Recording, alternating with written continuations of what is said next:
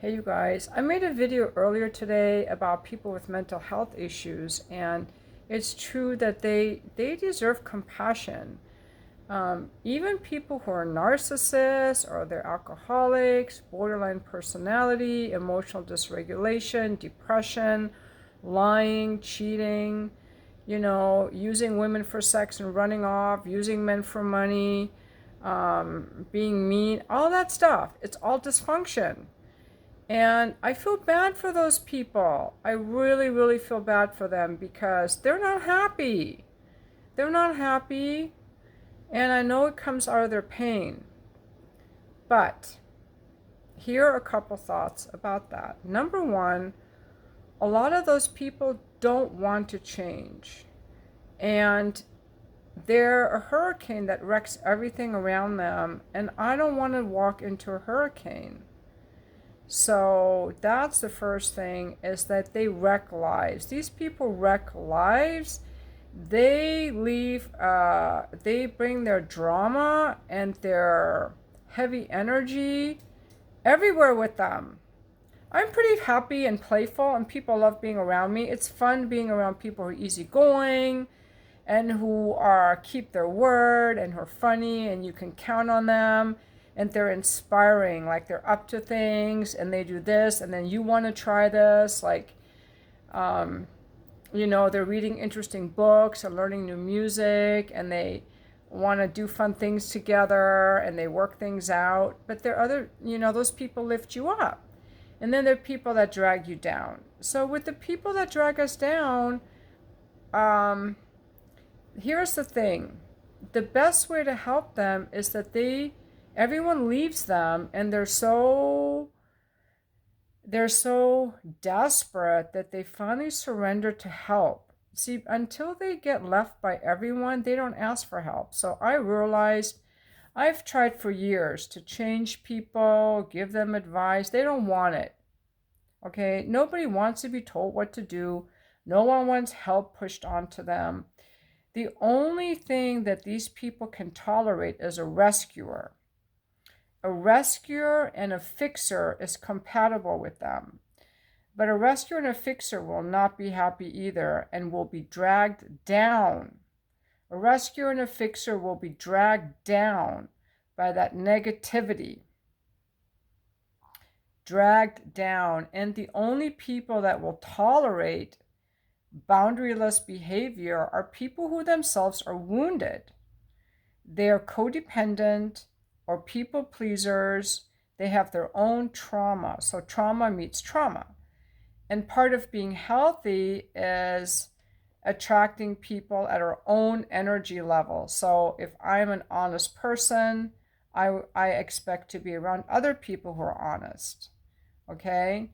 I don't drink heavily, so I'm not going to be around alcoholics, for example. But there are people who are attracted to alcoholics because they want to fix and rescue them for whatever thing. I used to be attracted to unavailable men. Somehow, when they were unavailable, I wanted them from my own wound, my own pain, my own trauma, because the unavailability felt familiar. And I was like a little child chasing it. Not that I liked unavailable men, it was all that I knew. Or I went into some reactivity mode. It wasn't until I was in enough pain that I decided to wake up and fix what was wrong with me. So these dysfunctional people need to change, or they need to find another dysfunctional person, like a rescuer, a fixer, a codependent. Every narcissist needs a codependent. Every alcoholic needs a codependent. Every woman with borderline personality disorder needs a rescuer, a fixer, a codependent man. And every man who's a cheater needs a woman who's a codependent who tries to be okay with it and love him. But the partners are always distraught and not happy. And now both people are dysfunctional. So you're not helping. You can't rescue or fix them because you never do rescue or fix them. They don't change. And eventually the rescuer, fixer, and codependent is so burnt out and has put their own mental and emotional health at risk and their physical health by being in a constant aggravated internal unhappy state, and now they're spreading it everywhere. So the best thing that we can do is save ourselves and not get enmeshed with any of these dysfunctional people. Now, what are these people supposed to do? Like I said, I have empathy for them, but that doesn't mean I want to be in their tornado and their chaos and their drama. The best thing I can do is not give them access to me, because if all people stop interacting with them, they eventually get to the point that we all have to get to in life, where we just lay on the bathroom floor and cry out to God and say, God, please save me. I'm willing to do anything. Or if you don't believe in God, I need to get some help. I need to pull myself up by my bootstraps. I need to do this and this, or I need to get my ass to some therapy.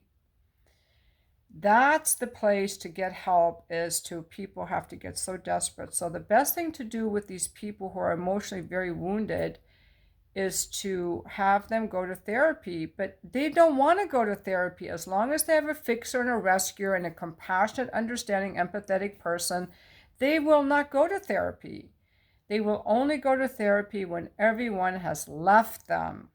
So the most compassionate thing to do is to not engage with them, so you don't want to fuel their reactivity, and dysregulate them further, is to just disengage and let them go to therapy. And most of them will never want to. They'll leave this earth in their wounded state.